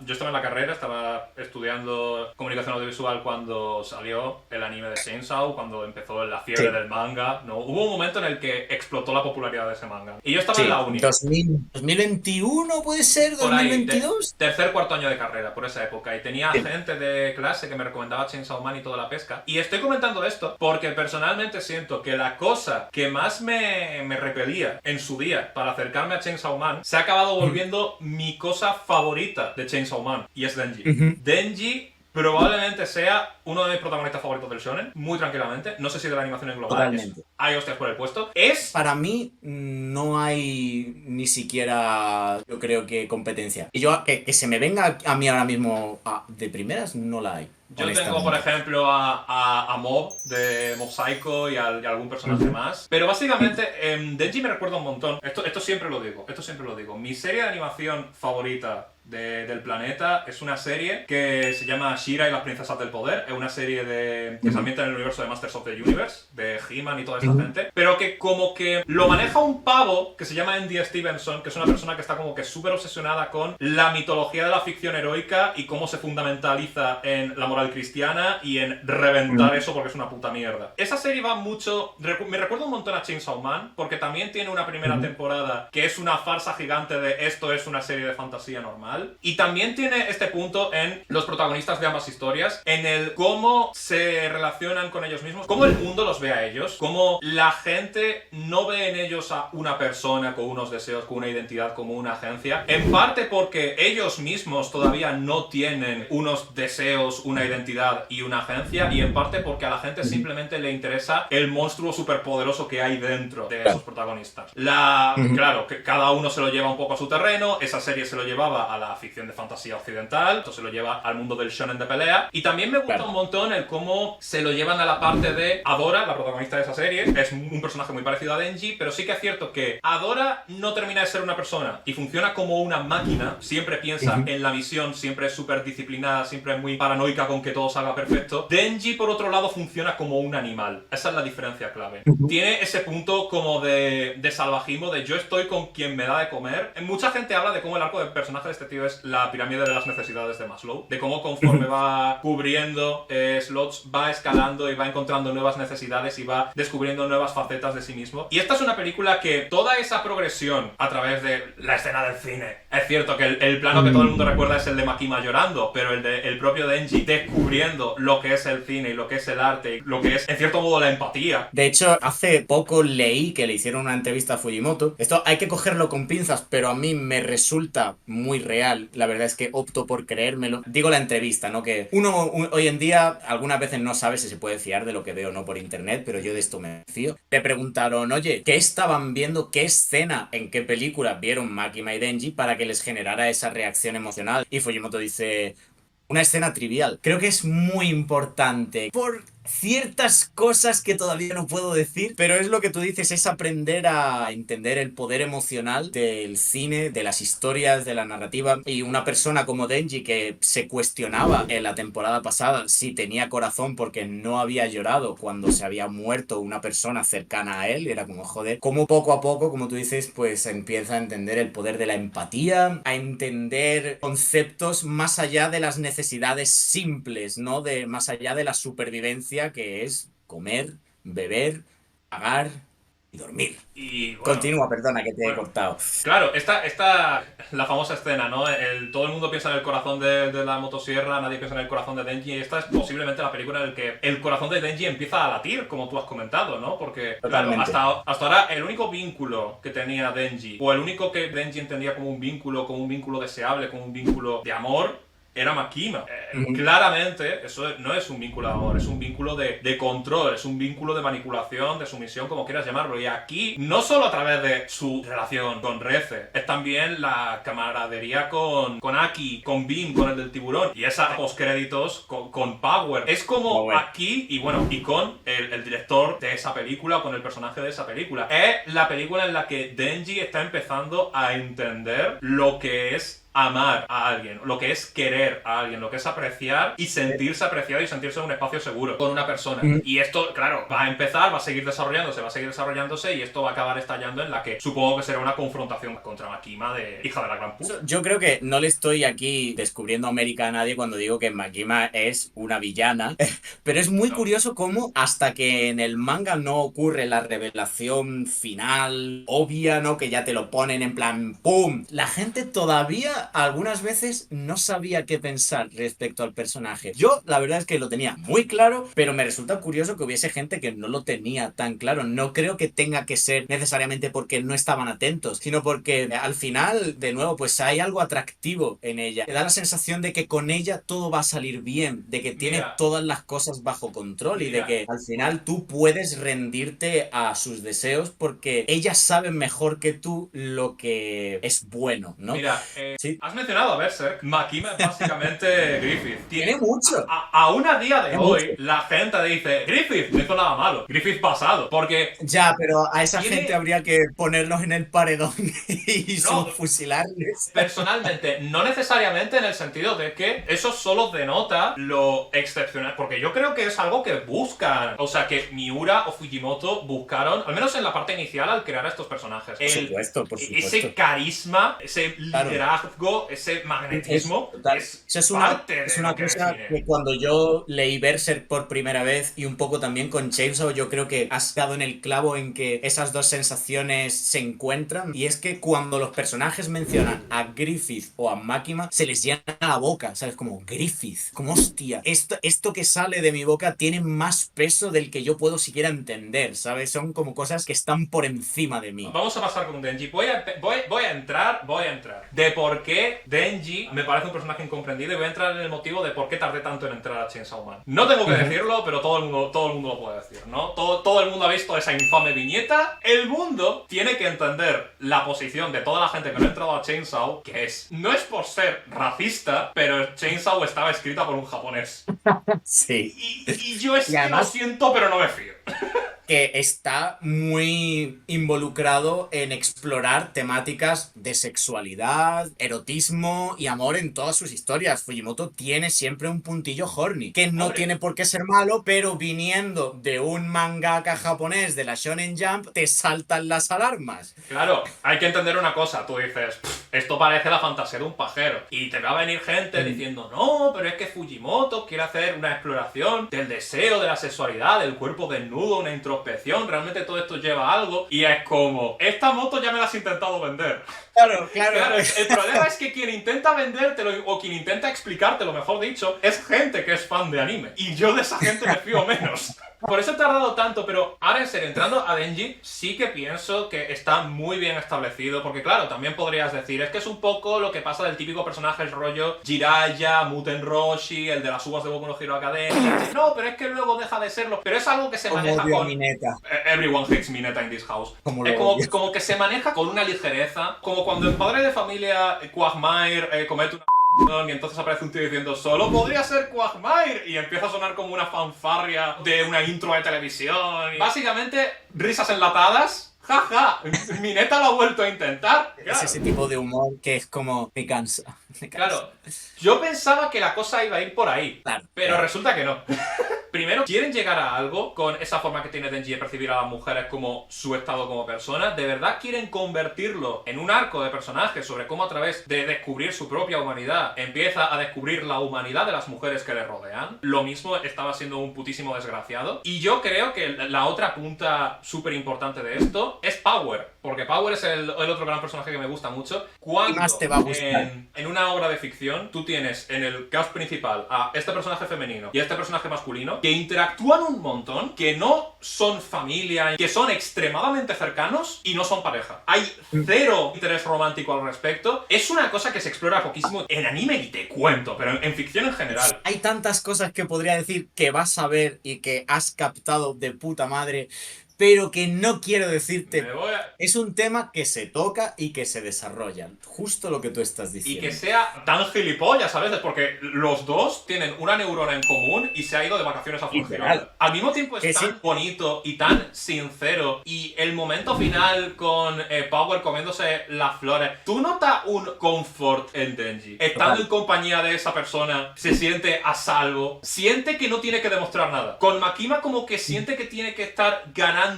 Aspirar a algo, digamos. Aspirar a ¿no? que lo vea de determinada manera, a ganarse como esa aprobación o ese favor carnal o romántico por parte de Makima, pero con Power no. Encima es que, claro, ella es como medio demonio también, así que hay como este punto en común. Claro, hay muchos puntos en común. El hecho de que ellos empezaron, el primer compañero por el que sintieron cariño, amor, fue un animal. En el caso de Denji, un perro. En el caso de Power, un gato. Es la primera vez en la que entienden que no son ellos los únicos seres sintientes de su mundo. Un mundo que es un mundo muy cruel, el de Chainsaw Man, y muy cínico. Y encuentran, pues digamos, esa primera conexión real. Denji y Power en sí también tienen muchos rasgos animales que vienen dados de su bagaje. Primero de Power, pues como un demonio, es decir, que tiene un instinto diferente del de un ser humano. Es pues un animal salvaje encasillado en un cuerpo físico que le permite existir. Y luego Denji es esencialmente un perro, y esto no llega ni a ser subtexto, es que se lo llegan a decir. Pero te lo dicen a la cara. Y de hecho, bueno, hay una viñeta del manga que es como que Makima que está así como con una correa, ¿no? Como con una cadena, o sea, es... Sí, lo tiene del cuello. Y bueno, en el propio opening de la primera temporada sale Denji siendo paseado. Entonces es curioso cómo ellos aprenden de esa conexión de los animales y en cierto modo se parecen. Son como ese dicho de que las mascotas se parecen a los dueños aplicado aquí narrativamente, y eso está muy chulo. Antes de continuar, porfa, no sé si notas que estoy viviendo entre las tinieblas. Voy a encender la luz. Nos ha puto anochecido en mitad de la grabación. Dios mío. Y todavía hay un montón de cosas que me... Dios mío. Joder. Verás tú el pedazo de vídeo...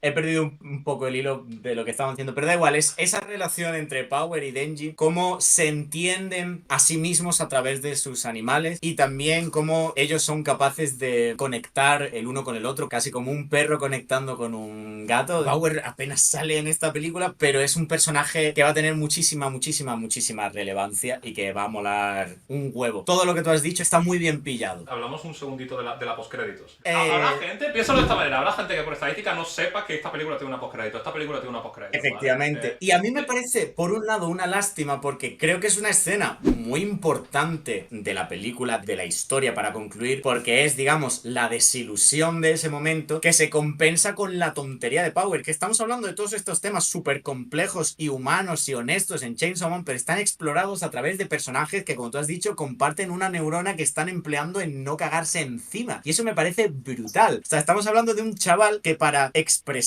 no tiene todas las herramientas. Su forma de hacer un tributo a la compañera fallecida es amasar las pelotas del hijo puta que provocó su muerte, ¿no? Pero es que es increíble. Que por cierto es una referencia a Hunter x Hunter, cuando le dice, esto es tu Requiem. Tengo que ver Hunter x Hunter 2011, tío. Tengo que ver Hunter x Hunter. No, es increíble Hunter x Hunter. Chainsaw Man trata temas muy serios a través de chorradas y de gilipolleces. Mira, básicamente eso es Fujimoto en general. Goodbye Eri cierra con una explosión. Fujimoto en el fondo is a goofy ass guy. La estampa de Denji cabalgando el tiburón tiene la misma energía que el meme de Venom haciendo un mate. Exactamente. Tiene la energía de un meme de esqueletos. O sea, es que tiene una shitpost energy que es increíble esto, ¿eh? Fujimoto es un autor de nueva generación, entonces esa sensibilidad ante las gilipolleces de internet, brainrot y demás, también están dentro de esta serie. Entonces es una serie que conecta mucho con las nuevas generaciones que han aprendido a procesar la realidad a través del humor absurdo, del humor estúpido. Fujimoto es un reflejo de estas generaciones que estamos completamente desamparadas y desesperadas. Pero bueno, es que, volviendo a la postcréditos un segundo, es que lo que quería comentar... Es verdad. Recuerdo que era una opinión que cuando estábamos hablando de la película, recuerdo que surgió como una especie de disonancia con el tema de nuestra opinión con respecto a la postcréditos. Alejandro ya ha comentado que te molesta. Me molesta el hecho de que la gente se la pierda, porque es que para mí una escena postcréditos no debería ser una parte íntegra la narrativa de la película. Debería ser un pequeño añadido, algo que si te pierdes no pasa nada. Yo pienso, por ejemplo, en el caso de Invencible, que las postcréditos son importantísimas en esa serie. Pienso sobre todo en la idea de por qué colar la escena en una postcréditos. No me disgustaba la idea. Yo pensaba, claro, tú has tenido todo esta tragedia ocurriendo, toda esta cosa tan emocional, estás encajando el golpe durante los créditos de la película y luego, del mismo modo que Denji está ahí en la cafetería encajando todo lo que le ha pasado, aun si él no sabe cosas que tú como espectador sí sabes, entonces luego llega esa catarsis. La idea no me disgusta, pero ¿sabes cómo creo que habría sido si la película realmente hubiera querido eso? Creo que sé lo que vas a decir, y es que creo que he encontrado en mi forma de intentar hacer las paces con este recurso un término medio, porque me gusta la idea de que, como tú dices, Denji se queda esperando a Reze en la cafetería y Reze nunca llega, entonces mola mucho que se transmita, digamos, la misma sensación al espectador, que se queda esperando los créditos con esa esperanza y nunca llega. Para mí, lo suyo hubiera sido, de nuevo, el tratamiento look back. Que los créditos no estén sobre una pantalla en negro y estén sobre Denji esperando en la cafetería. Técnicamente no es una pantalla en negro, técnicamente es música con unas animaciones aquí todo abstractas, todo guapardas, pero literalmente eso. Literalmente haces los créditos de Look Back y pones esa postcréditos, ¡pum! 5 estrellas. 5 putas de tranquis. Tan cerca, qué rabia. Pero bueno, son esos los pequeños detalles sutiles, ¿sabes? Que te mencionaba, que creo que hubieran, pues, redondeado más todavía la experiencia emocional de la película. Pero yo creo que ya hemos hablado de muchas cosas que mejorar y tal. Yo creo que tenemos que pasar de una puta vez a la chicha, es decir, Denji y Reze. Es que, ¿cómo es posible que lleguemos? ¡Es increíble! 2 horas hablando y no hayamos hablado de Reze, de Denji y Reze? Reze que, siendo sincero, creo que Reze es mi personaje favorito de Chainsaw Man. No porque sea el más complejo, hay personajes mucho más complejos. Es porque yo creo que dentro de lo que el personaje representa y el nivel de satisfacción con el que lo representa en su historia, me parece redondo. El que un personaje que aparezca como una figura emocional durante esos 4 capítulos de manga, luego tiene una pelea y no vuelve a aparecer, y sin embargo todavía guarde tanto peso y me haya quedado yo tanto con su recuerdo, me parece una pasada. Yo, de nuevo, creo que lo he dicho antes, he tenido mucho tiempo para poder procesar todo lo que significa este personaje, todas las cosas que hace. Quiero saber cuál ha sido tu opinión, cómo lo has recibido tú. Reze puedo entender por qué es un personaje que gusta un montón, porque básicamente es como ese símbolo de la vez en la que Denji aprendió a ser humano. Tengo entendido que esta es como una de las veces en las que Denji va a ser más feliz en toda su vida. No son muchas, no son demasiadas, ¿no? Una vez se destapa todo, una vez se conoce, después de la pelea, básicamente, cuando ya se descubre todo el artificio. Denji tiene mucho de prota de shonen en el sentido de que es ese optimismo inalterable, al menos en el final de esta película, y el cómo eso termina haciendo que Reze, con una persona mucho más madura emocionalmente, se dé cuenta finalmente de cuáles son sus sentimientos. Y en las escenas de acción es muy divertido porque es muy gilipollas. Es la pareja perfecta de Denji a ese respecto. A mí una cosa que me encanta es el hecho de que se parte el culo cuando están peleando. Sí. Ella... se lo pasa de Y eso me parece un detalle que está en el manga, ¿no? Es que tiene un punto muy tonto ya de por sí ella, porque por ejemplo hace lo de usar su propia cabeza como una pelota de fútbol para entrar a los sitios. Tiene que es el momento de gente, vamos a ver. Tengo anemia, estoy en cueros y ahora esto es un 2 contra 1. Cabrones, no me seáis fulleros, por favor. Y llega el tío y dice, a ver, tiene razón, le damos un respiro. Y él aquí, no vamos a darle un respiro. Y el tío, no. La verdad es que sí, lo siento. Se siente. No sé hasta qué punto me gusta la forma que tiene la serie, tan brusca, tan exposición rápida a través de un personaje que ni siquiera había participado. Y de repente viene, te suelta su historia y andando. Tiene pinta de que el manga era un poco igual. Yo entiendo que busca un poco también ese shock. Sí. Y tampoco te digo que me hagas tú aquí un flashback. Si esto hubiera sido una serie de 12 episodios, capaz que te hacían un flashback de un episodio a la One Piece. En Metal Gear Solid, en esos juegos tienes que hay una serie de jefes que es rollo Akatsuki, que son como los super malosos. Cada vez que te bajas a uno, pues está el tío, ¡ah, me muero! Dile a mi mujer que la quiero, aquí tienes todo mi lore. Nadie se muere y dice eso.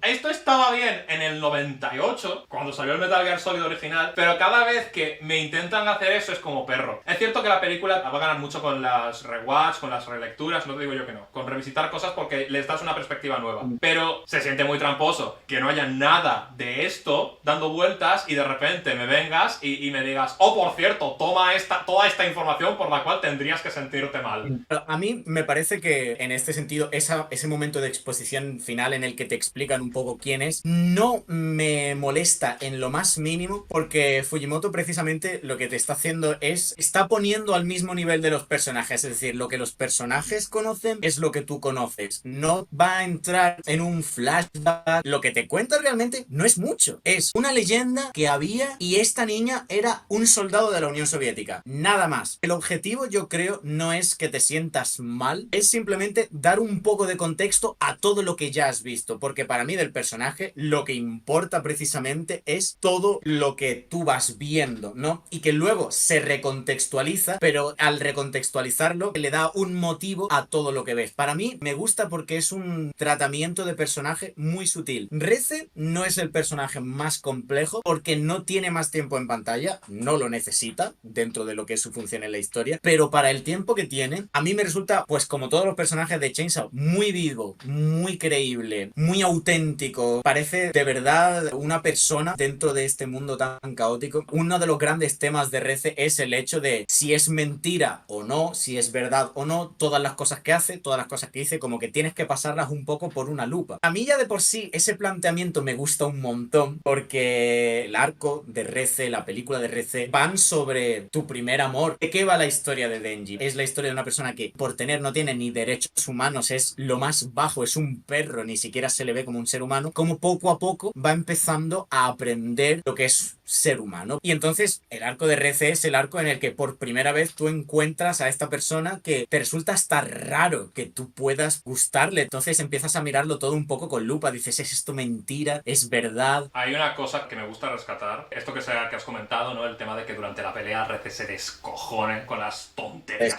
Se descojona. Que le digan, usa las cadenas para moverte, y lo que hace es subirse al tiburón usando las cadenas como rienda, y Reze, ¿qué coño estás haciendo?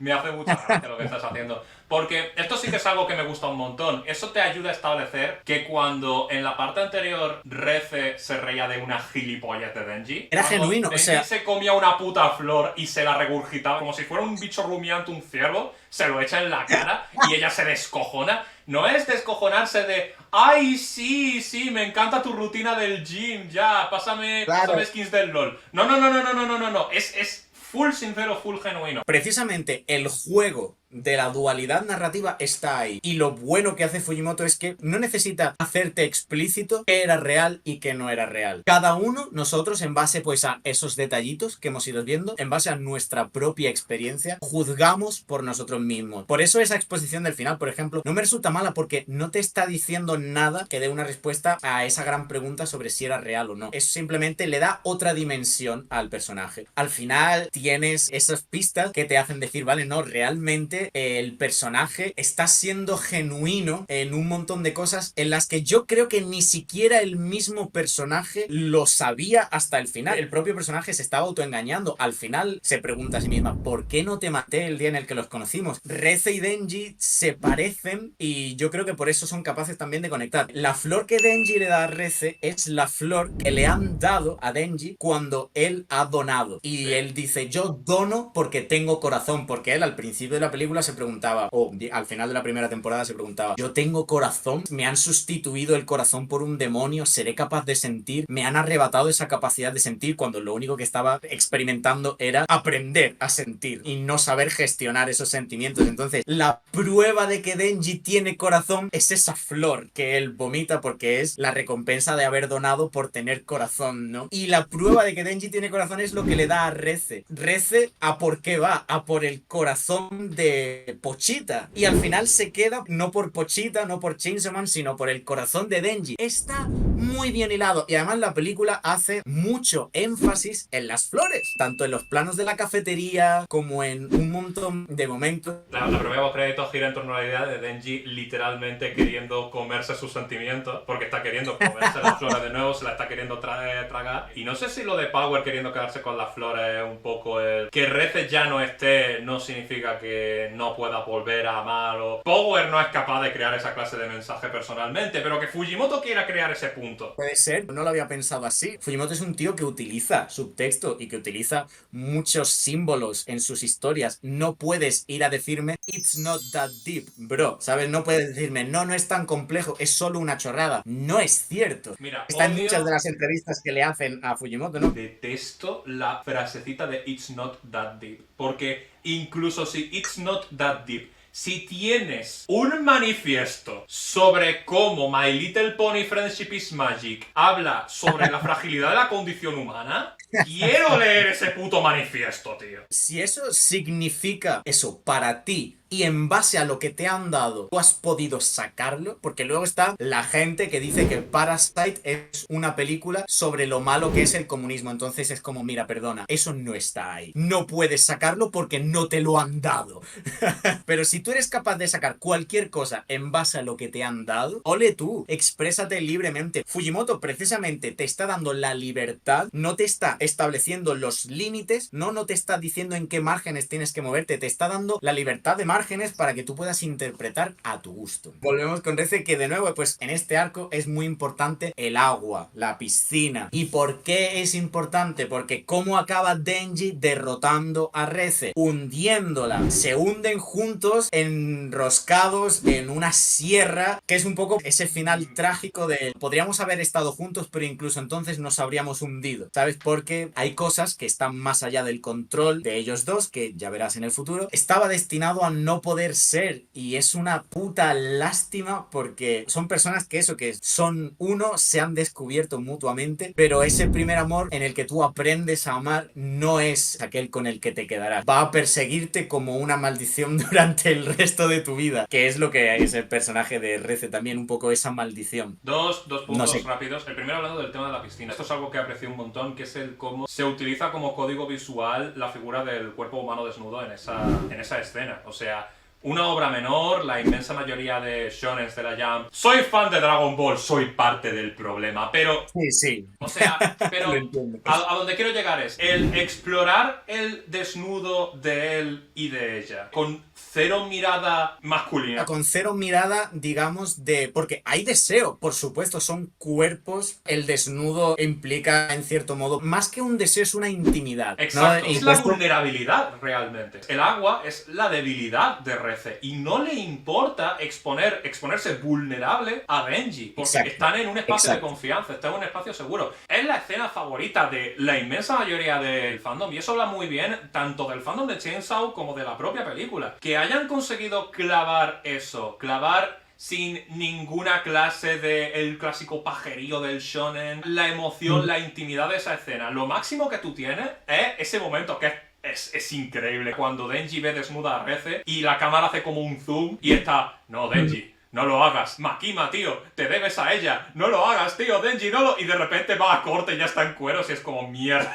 Sí, sí. Eso adapta una broma que en el manga es divertidísima. Ese Match Cat es esa primera vez en la que te abres ante alguien. La forma en la que yo lo interpreto es que realmente hay un deseo en Reze de que la misión salga mal. Hay un deseo en Reze de poder huir de verdad. Y yo creo que cuando le dice en el momento de los fuegos artificiales, huye conmigo, se lo está diciendo de verdad. Y que dependiendo de la respuesta que le dé, cambiarán las cosas o no. Lo que pasa es que Denji tiene esa correa de Makima y entonces no puede hacerlo. Hay que hablar de Makima. No participa realmente en cómo se desenvuelve En la película de la historia. apenas. Pero solo al en la mismo escena tiempo de cine. es una figura que es muy importante en esta historia. Hombre, O sea, la presencia de Makima es primordial. de hecho, el rollo de que no esté pero su presencia se perciba es parte de la gracia del personaje. O sea, en mi visión Exacto. muy limitada, gracias a debates de si puede contra Goku, yo sé que con Makima hay una palabra que es la palabra clave, que es control. Y no solo eso, sino que encima una figura clave dentro de la agencia esta estatal de caza de demonios, así que es como un control que proviene, es un control sistémico, es un control que viene de una administración, es un control que es estructural. Y no solo Denji y Finn encuentran a lo que es básicamente su alma gemela, encuentran a una persona con la que pueden ser ellos perfectamente, y algo tan bonito, esa exploración de la humanidad por parte de él y de ella se ha destruido, en último término, por este control. También tienes lo de la fábula de Esopo del ratón de campo y el ratón de la ciudad, ¿no? Es verdad, ¿cómo no hemos hablado todavía? No hemos de esa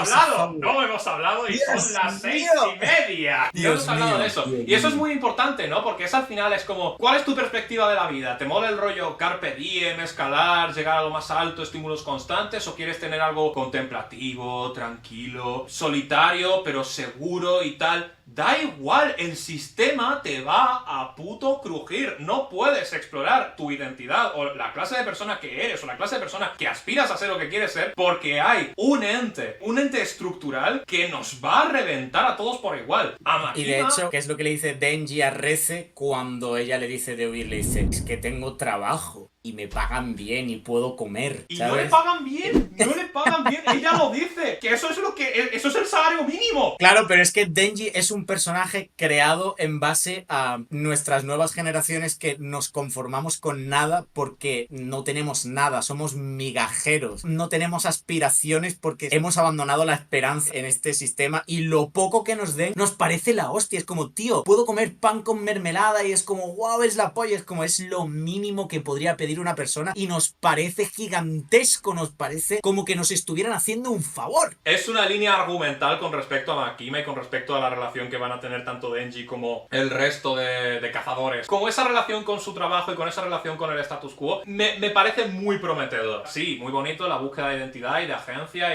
y de humanidad, pero el ser humano es una criatura que vive en una estructura social. Y tenemos que hablar de cómo esa búsqueda interactúa con esa estructura social. La mejor forma que tengo de definirlo es un poco como el meme este de la ilusión de la libre... The Illusion of Free Choice. albedrío, ¿no? Que es como Una vaca. aparecen dos caminos que llevan al mismo destino y es eso como tú piensas que al ser un ratón de campo te vas a poder librar de todos los problemas del ratón de ciudad, pero el gato se los come a los dos. Y de hecho es más fácil. De hecho, Reze, digamos que es un ratón de campo obligado a ser un ratón de ciudad, al igual que por ejemplo Ángel. Denji sí que es más un ratón de ciudad en el sentido de que él tiene más aspiraciones, cada vez desea más, porque conforme más obtiene dice, joder, mi vida puede ser mejor que lo que no tenía. Él quiere estar bien y aún así, lo que hemos dicho, se conforma con nada. Reze, que es ese ratón de campo, acaba siendo asesinado igual. El ratón de campo es más fácil de cazar, de hecho, porque está tranquilo y se piensa que está libre de todos los problemas. Y así es como más fácil se le pilla. ¿Cuándo pillan a Reze? Cuando Reze está ilusionada, pensando que va a poder huir cuando ha bajado la guardia. Que por cierto, esto es un pequeño inciso que quiero hacer. Una de mis partes favoritas de Chainsaw Man en el manga era la parte en la que Reze no se mete en el tren y vuelve a por Denji en la cafetería, porque ¿sabes cuánto tiempo se tira Fujimoto narrándote el camino de Reze hasta llegar a la cafetería? Se tira como 3 páginas de un capítulo de un manga de la Shonen Jump que tienen 18 8 páginas a la semana. Estamos hablando de un sexto entero o algo así del capítulo empleado exclusivamente en Rece yendo a la puta cafetería. Me encanta cuando los autores de una historia le dedican tiempo a los personajes en ese estado de tránsito, de llegar a un sitio a otro. Muchas otras veces el estado de tránsito es innecesario porque tienes que omitir partes, no pasa nada. Para eso está la elipsis, es un recurso válido y útil y bueno, pero cuando quieres generar una expectación por llegar a un lado, tienes que narrar ese tránsito. Porque yo he estado en ese punto de mi vida de terminar algo, ¿no? Terminar una jornada laboral, terminar de trabajar y tener algo a lo que, una vez has terminado, a lo que quieres llegar. Termino la jornada laboral y quiero irme a mi casa porque ha salido el nuevo capítulo de mi serie favorita. Termino la jornada laboral, quiero ir a ver a la persona a la que amo ahora que he terminado de este control sistémico, ¿no? Pues esa ilusión que se genera en ese camino de tránsito de voy a este sitio, me parece que muy pocas veces la he visto captada en obra alguna, y en esta, tanto la película como el manga lo entienden muy bien. Que es que algunas veces parece que vas hasta volando, que vas corriendo en plan voy a este sitio, da igual todo lo malo que haya pasado porque ha terminado y voy a este sitio. Y que te lo corte Makima me parece brutal. Lo que hace que duela que Makima aparezca ahí es que se haya dedicado el tiempo de narrarte ese tránsito. He perdido un poco el hilo, pero es que quería hacer ese inciso porque es una escena que me marcó muchísimo. Pasa muy desapercibida, pero son esos los momentos que definen la calidad de una obra, lo que hace que una obra sea buena a que sea excelente. No hemos comentado casi nada de Aki y Ángel. ¡Hostia puta! Mi cara.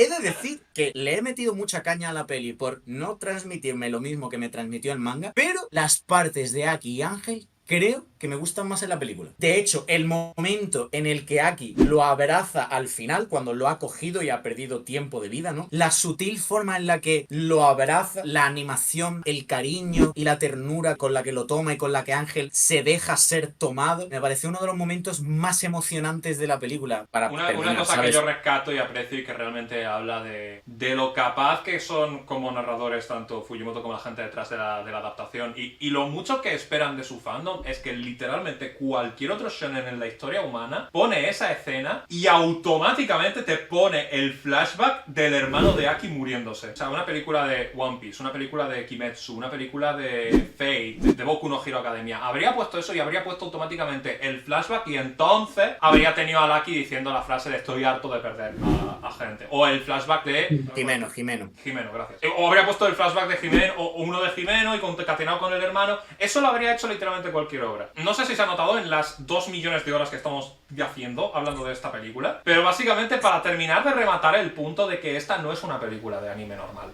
No sí. ¿Entendido? Vamos a ver, cuando digo película de anime no estoy diciendo evidentemente Millennium Actress, ¿vale? No, estoy diciendo película inspirada en una serie de anime. Tú, este nivel de profundidad temática, de cohesión temática, de eficiencia narrativa, de exploración de personajes, tú no lo vas a ver en One Piece Red. Barono Matsuri sí. En Barono Matsuri técnicamente sí. Te lo compro. No lo vas a ver en Boku no Hero Academia Your Next, era la última que hicieron. No la vas a ver en El Tren Infinito de Kimetsu, incluso cuando las pelis de Kimetsu sí que son canon para la diágesis de su obra. Porque claro, o sea, yo entiendo que el anime se origina en la televisión y el flashback y la exposición son necesarios porque hay gente que acaba de llegar al capítulo a base de zapear y eso se acabó implementando. Pero hemos llegado a un punto en el que tener un mínimo de esperar que tu audiencia comprenda la continuidad que hay detrás de una frase de un momento es algo que no existe. Y el hecho de que la película confíe tanto en el espectador como para hacerlo, yo creo que es, como tú dices, una cosa importantísima. No es solamente el hecho de que no te ponen ningún flashback de Aki, te dan un brevísimo atisbo de algo de Ángel. Es un plano que además está animado de una forma bellísima, sin contornos, que le da esa sensación etérea. Y el personaje del Ángel es un personaje sobre... Conoces muy poco de él, sientes que está un poco como por encima de todo, que pasa un poco de todo, pero al mismo tiempo es como probablemente el personaje más compasivo, o al menos que siente un respeto o una empatía hacia la pérdida de vidas humanas, aunque luego te diga que no, pero el autónomo que se ha comido el demonio, o luego al final de la película cuando tomaba el alma de una civil que estaba muriéndose también, la forma en la que él interactúa, la ternura que demuestra en plan, voy a tener que usar tu vida, lo siento. Y entonces tú piensas en ese de mató a todo su pueblo y toda su familia, y es como, ¿qué pasó realmente? Crea como esa incógnita. Efectivamente, ¿no? porque además Chainsaw es una obra en la que no te puedes fiar de lo que te dicen. Te pone como espectador en una posición de desconfiar de cualquier cosa que te diga un personaje. Entonces a ti te dicen, sí, Ángel mató a todo su pueblo. Y tú dices, bueno, puede que sea así, puede que no, no lo sabes. No es una exposición que quiere que estés cómodo. Es una exposición que está diciéndote un personaje y que por lo tanto está filtrada con una perspectiva de ese personaje. Mata a Reze de forma muy eficaz. Con los que termina la película y se crea como este rollo de que Ángel de cierto modo entiende a Reze, ¿no? Porque él también entiende a Reze, que además la mata, y cuando la mata no se lleva a Aki a matarla. Sabe que Aki es algo que no hubiera disfrutado. Una última cosa muy importante. Venga, y es sobre Reze también. Y es que no hemos mencionado el hecho de que, en cierto modo, su amor por Denji ya no es solamente un amor pues por encontrar a esta persona con la que te puedes desnudar y ser vulnerable. Parte de esa conexión es el hecho de que se parecen mucho, ya que son dos personas a las que se les ha robado la infancia. Son dos personas que han sido utilizadas como herramientas de sus respectivos sistemas y que no se les ha permitido tener una vida. Lo que Reze estaba haciendo con Denji y lo que Denji estaba haciendo con Reze era intentar buscar esa vida que les hubiera gustado tener. Ir al instituto, hacer el gilipollas, todo eso son los deseos de cada uno de poder haber vivido eso con esa persona a la que quieres, poder haberse desarrollado de forma normal. Por eso me gusta la exposición de cuando te dicen, y es un arma, ¿no? Es una niña soldado, esencialmente. Entonces, ahí es cuando te recontextualiza el, hostia, ¿por qué lleva Reze a Denji al colegio? Si es que en el fondo es lo que ella quería. Ella está viviendo en ese momento la vida que nunca pudo vivir y por eso no lo mató en su momento, por eso permitió que la misión se alargase. Reze es infinitamente más poderosa y más eficiente, pero está constantemente cometiendo esos errores que en cualquier otra obra hubieran sido una armadura del plot armor, ¿no? ¿Cuál es la última frase de Reze antes de morir? Yo nunca fui tampoco a la escuela. Es